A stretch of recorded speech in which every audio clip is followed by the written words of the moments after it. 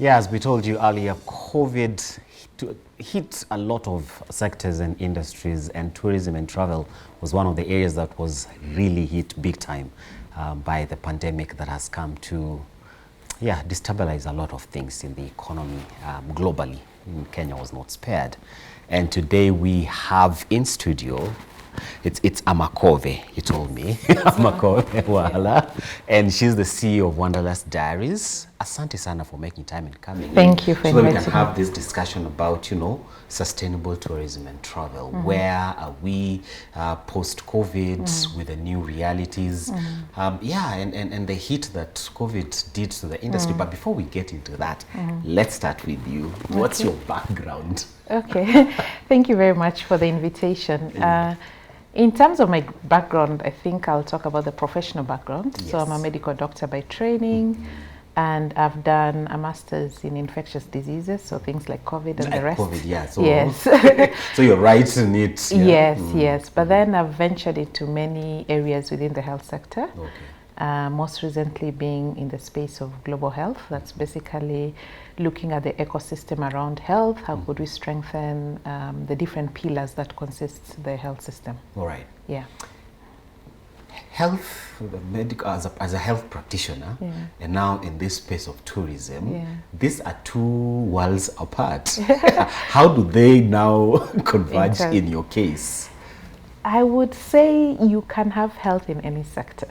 Even here in the studio, exactly, what we talk about is a bit of you support others in terms of their mental health, in terms of the information you give out. So on a personal level, I love traveling. I've always loved traveling. And I've also inculcated traveling in my children. And I'm also a writer. I love writing about my experiences. Basically lifestyle in terms of parenting, in terms of travel. So that's what I've been doing. When I travel to a place, whether for work or for leisure, I'd take pictures, I'd write and say, okay, this is how easy it was to get to this place, in terms of parking, amenities that are there, whether it's child-friendly. And that has been a habit over a while. And I've realized people have enjoyed, and I've also gotten to get a lot of information from that. And that is how the bag of travel and tourism has ventured into a for-profit business for me. All right. Yeah. So you set up Wanderlust Diaries. Could you tell us a bit about that? So in April of last year, where we were in smack of, in the middle of COVID, because there were so many measures that were put in place, including the lockdown. So the things that you took for granted, where you could just, get into your car and drive, or, book some trip somewhere, all those things were taken away, so to speak.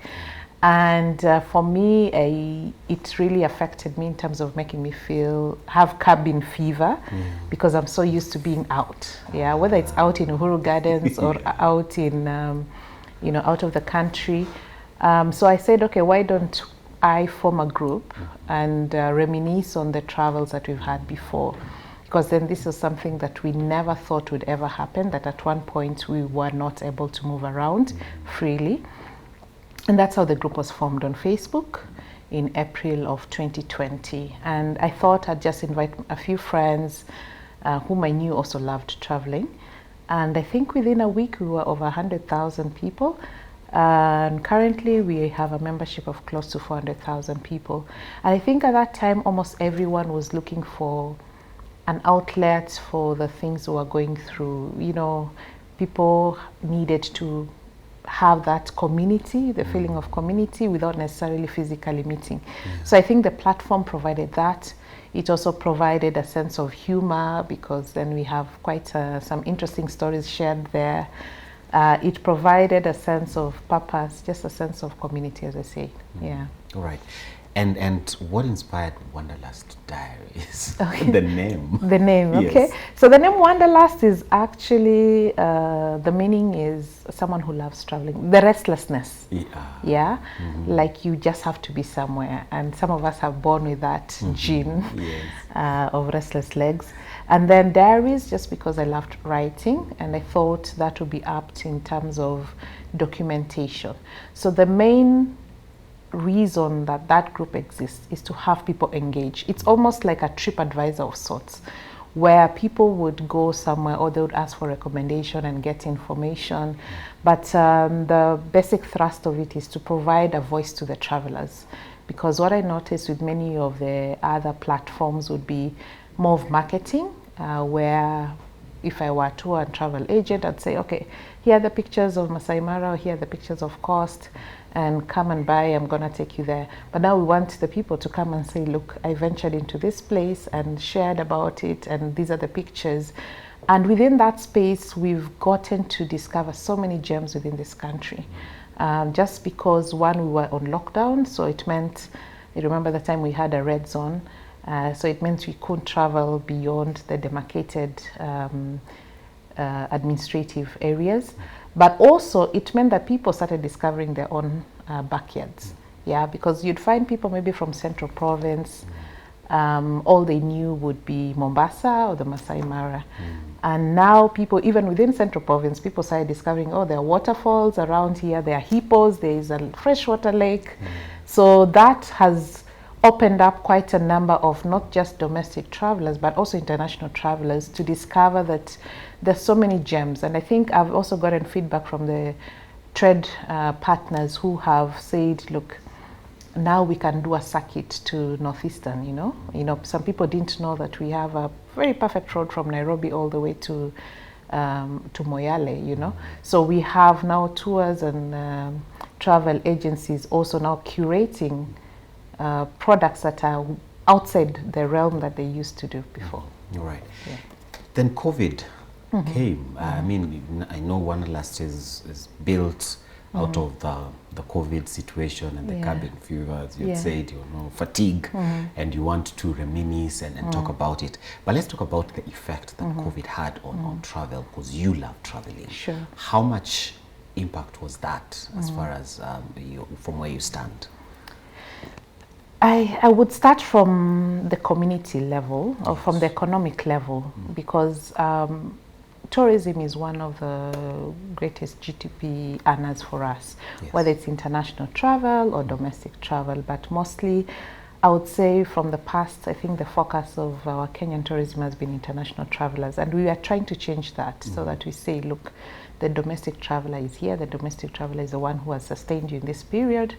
And the domestic traveler is actually interested in different experiences. So in terms of economics, of course, the tourism industry was hardest hit.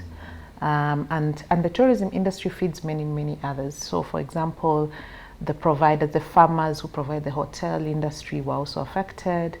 You look at the transport system that connects the the travelers to the different destinations. So the whole ecosystem around tourism is much, much bigger than just the providers and the destinations. The other thing is in terms of the social bit or the community bit. So many of these destinations also that are surrounded, let's say the destinations around conservancies or reserves or national parks, you know, they're fed off from travelers who go there.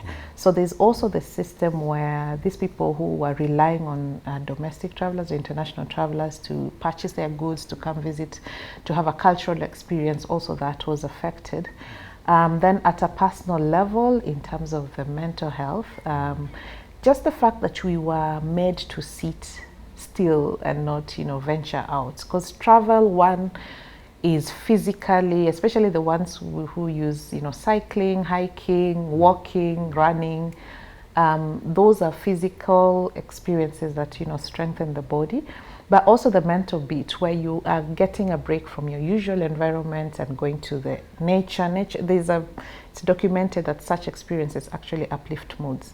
So that had a very drastic effect on just being locked on lockdown, had a drastic effect on mental health of many people. Then of course, just the fact that, you know, many jobs were lost, and the jobs that, you know, for those who would earn an income that would enable them to travel, now that wasn't there anymore. So in addition to other things. So I think the COVID-19 experience, even just the measures that have to be taken now in place to adjust to the social distancing, you know, that comes at a cost. So that meant that also the cost to the traveler went higher. but also within the destinations themselves. Just instituting these measures was not cheap for them. So I think there was a ripple down effect on not just the ecosystem within the tourism industry, but also other sectors that really fed from the tourism sector. A lot has happened in the 2021 year in terms of, trying to recover and expose a lot of these destinations, as you were saying, initiatives to ensure that more and more people are motivated and incentivized, so to speak, to travel, especially domestic. What are we looking at as we go into 2022? What trends are we going to see? Is this going to be more amplified? Are there more efforts for Wanderlust, as far as Wanderlust is concerned, and industry and companies within the industry, as far as just ensuring that we are building back better? Yes, I would say I think things are looking up, albeit slowly. One of the things is, first of all, to appreciate the government's efforts that have gone into trying to pump back cash into especially the small and medium enterprises within the travel and tourism industry. I know that effort through some of the platforms I sit on has been done. There are also, waivers that people have had, concessions, especially with the lending institutions, because most of this people have maybe taken facilities to pump into their business. Then the other thing is in terms of just the measures that are in place, like the vaccination exercise, trying to get as many people have herd immunity. That means that if we have a critical number of population that has immunity against COVID-19 from the vaccination exercises, then it means that we are able to open up a bit more. So also just encouraging that the population, more and more people go out there, because the more we are protected, then the more we have the government relaxing on some of the measures that we've put into place. The other thing is in terms of the digital revolution that has come on board, just because now we have limitation in physical movement and also in access to services. And so many businesses have adapted towards technology. Even just the fact that now we are having, I know that there's a site called kenyabooking.com that's coming up. These are things that weren't there before. And now the traveler is getting a choice of actually curating their own programs, but also within the trade and industry to reduce that physical contact. There's so many digital applications that they have adopted towards ensuring that the experience is as seamless as possible while ensuring that it's not much contact that's happening. So I think there's a revolution that's happening in the tourism sector. Also, just the fact that people are recognizing, even with the destinations themselves, there are some resorts that we know have been very high-end clientele, and then suddenly they don't have. I don't want to mention them, but I think it has also hit them that, we need to change our business strategy. We do have Kenyans who can afford high-end luxury travel, but the majority are very price sensitive. And also the kind of experiences that Kenyans have, and I think this is why I love the platform, in as much as it's about travel, is that people give feedback. And so if you're an intelligent trade or destination provider, you can read a lot from the feedback that's coming on there. For example, people love the communal kind of activities. People are asking for games, people are asking for bouncing castles as adults, So these are things, trampolines. These are things, and I've seen a couple of traders actually adapting that. And I think this weekend of 12th, I saw the National Museum saying we're going back to our games, the old games, and they're inviting adults to come and play kati and to play all these other games. So it is important feedback from the customer back to the trade providers and understanding the domestic traveler's mind, because I think we never had that space where the traveler would come. Of course, once in a while, someone would rant about, let's say, racism, or would rant about something else.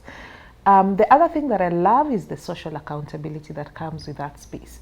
For example, I think someone shared about the experience in one of the animal sanctuaries, and the crocodiles they had actually been neglected, and crocodiles were having sores, and they put pictures there. And within, I think, 3 hours, we had the post had reached the Kenya Wildlife Services and they took action, you know. So we have issues of racism, we have issues of this and that. So I think it's also giving the power back to the traveler and also aligning them. What I see maybe is a gap is as travelers, especially domestic travelers, understanding issues of sustainability. And this is something that we're picking up as a company. We've partnered with Ecotourism Kenya to just come and break down, you know, some of the concepts that are there that, you know, someone would dissociate themselves from. For example, when you tell me about green energy, what is that? Yeah. Yeah, so how does it translate to me? So we have a campaign that's going to come back called The Conscious Traveler. So that when you travel, when you carry, you know, when you buy disposable plastic, what does that mean to the environment? When you throw that on the roadside, what does that mean? So those are some of the information that we want to empower the domestic traveler especially, so that as they travel, they're conscious about sustainability and also efforts within their own control that they can do towards contributing towards ensuring that the destinations we go to are there for generations to come. All right. And I know there's a lot that we'll also touch on as far as revolution in the digital space is concerned and also government intervention. But at this point, let's touch a bit on COVID. I mean, COVID is here with us and it's the new normal. I mean, we have to live with it. How is it now this playing out in this sector that you play in, the travel and tourism sector? So in terms of the COVID-19 pandemic, I think now it's an endemic because we have it going it's on. With us now, I think it's just understanding what can I do as an individual to ensure that I travel safe and I travel responsibly. That's now the part of the individuals traveling. Yes, who's traveling. So if you're going, you know, on a group excursion, ensure that you're masked up, ensure you have your sanitizer or you're able to wash your hands. Just observe the social distancing principles, and I think now that's being inculcated in a lot of us. In terms of the providers, then these are also items that they need to ensure that they keep on reminding, because it's easy, especially when people are inebriated, you know, some of these things fly through out of the window. So just to keep on assessing, because I think even it took a while for the government to allow the tourism industry to open up, and that only came about from the lobbying that was happening behind the scenes with the Kenya Tour Operators, Kenya Tourism Federation, Kenya Hotel Keepers Association, because they said, look, this is what we've done as an industry to ensure that we have our travelers safe. We've put in measures in place, we are testing, we are encouraging vaccination of our own staff, of the travelers who are coming in. So the government got trust from the sector, the industry. And so it's important that we maintain that trust, not just because we want to protect ourselves, but also want to ensure the goodwill. Because tomorrow, when we see the numbers rising, the first thing that will be clamped on will be the tourism sector. So it is, I think it's an onus on each individual, and we do have that mantra for us: travel safe, travel responsibly, because it starts with you. Right. Yeah. As because me, I'm the one who would be affected in the long run. Exactly. Yes. All right. And now let's talk about technology and how different companies and different players in the industry are adopting to the digital revolution that is happening. And you know, COVID, one thing that COVID has made us aware of is the fact that we need now to be more technology savvy than we were before, and look at what innovations are there that will facilitate our business. So what are some of this technology that is being adopted in the space? I would mention, first of all, the social media space. It's now the biggest marketing tool, and I think if there's a trade partner who's not on social media, then they're missing out on let's say 90% of the market. So just innovating, and I see Meta, which was formerly Facebook, has transformed itself into creating let's say live rooms, creating chat, you know, WhatsApp. There are quite a number of innovations, Zoom, WebEx, so quite a number of businesses are adopting into those social media spaces. There are also tools like the training tools that are now free, yeah, like your Zoom application or your Team or WebEx, whichever other application that you may have. So information that people would usually have to congregate in a facility to get is now available at the comfort of their homes or wherever they are. The other thing is the fact that booking systems are now able, we now have, I think some people, if they don't watch it, will be out of business soon, because I can go and book for myself a ticket, I book for myself the hotel, Exactly. Yeah, so everything is at the touch of a button. So the trade partners have had to innovate and say, what is it that I'll provide that you can't provide at the touch of your button? Yep. And I think those are the experiences that we're telling them, look, here is a voice, here is a feedback, curate something. There'll be that person who would want to be in a group trip. There'll be that one who'd want to do solo, but they want to be safe. And so offer them those extras. And I see quite a number of them doing much more than saying, look, here's a flyer that's taking you to Masai Mara. No, they would go around and say, okay, when you're in Masai Mara, these are the things to observe. This is, these are the tips, basically tips about travel are being shared. And I would say also in terms of things to do with COVID-19 measures, for example, testing, I see events, because our industry is about also events, because you can travel, let's say for the Safari Rally that was there, that's a whole event. So we see providers of health services, especially the testing, the vaccination, they are now using digital spaces. And so you can book your test ahead of time. Someone comes to your place, takes the samples, and those samples, the results are emailed back to you, even when you're traveling internationally. So these are things where even the health industry, where I come from, have had to adopt, and we were laggards in adopting the technology. Oh, don't you know that? So COVID has forced us. But I think the biggest turn is about information. And the thing with digital spaces, especially social media, is that you have to be very careful, because everyone is allowed to post anything. And some things can actually be detrimental. Maybe they're not factual. So it's important to also understand what sites are credible, be responsible in terms of posting and sharing of information, and also what you're consuming.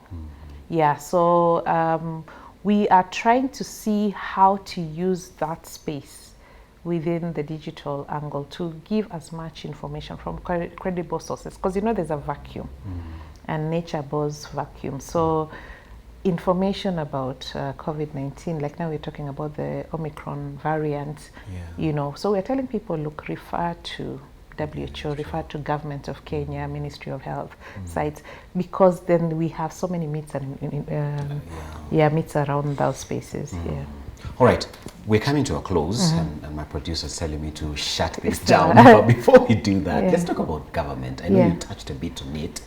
How is government now supporting the growth and the building better, even as we go into 2022, to ensure that now there's sustainability within the sector?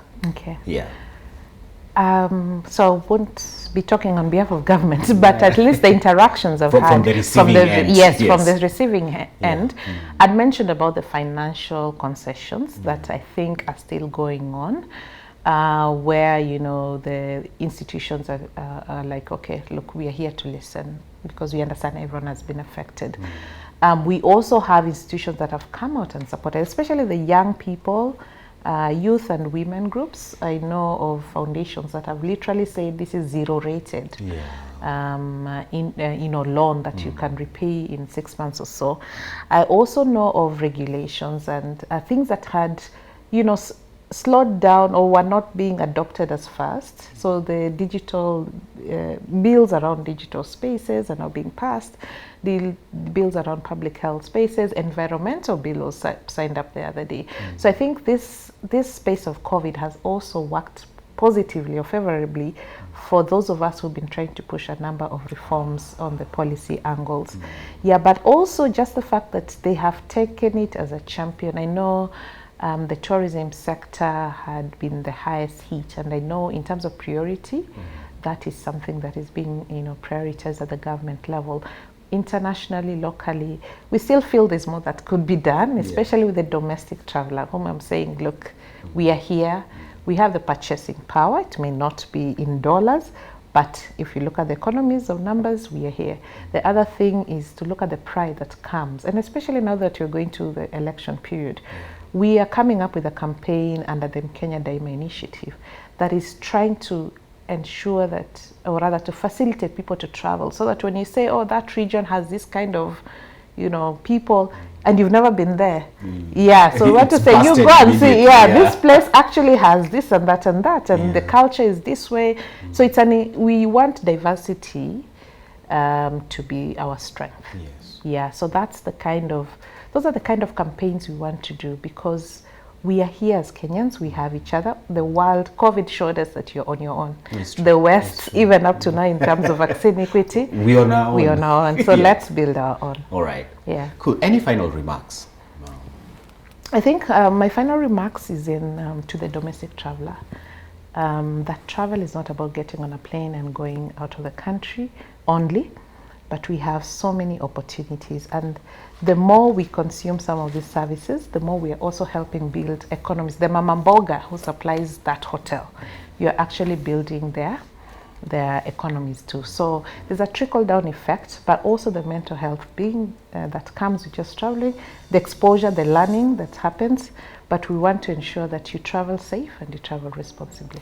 And you enjoy the journey, which is our mantra. Yes. Yeah. It's not just traveling, it's enjoying the whole experience, Exactly. the traveling and everything that you will do in that travel. Mm. Thank you so much, Thank you. for the time. We'll definitely call you again sometime so that we can continue part of the conversation that we've not had the time to go into. Okay. Yeah. Thank you so much. Thank you for watching. Thank you for keeping us company. Thank you for choosing Metropole TV. That was Amakove Owala, the CEO of Wanderlust Diary, talking to us about sustainable travel and tourism and how we build better even as we go into 2022. Continue enjoying your festivities. We wish you a wonderful, wonderful holiday as you travel, and as you've had, personally, it starts with you as an individual, because at the end of the day, when anything would happen, it would happen to you as a person, not collectively. So take care of yourself, be cautious, but as you do all that, you know, with responsibility, enjoy the whole experience. Have yourself a wonderful festive season. See you again next week. My name is Fred Makori, and you're watching Metropole TV.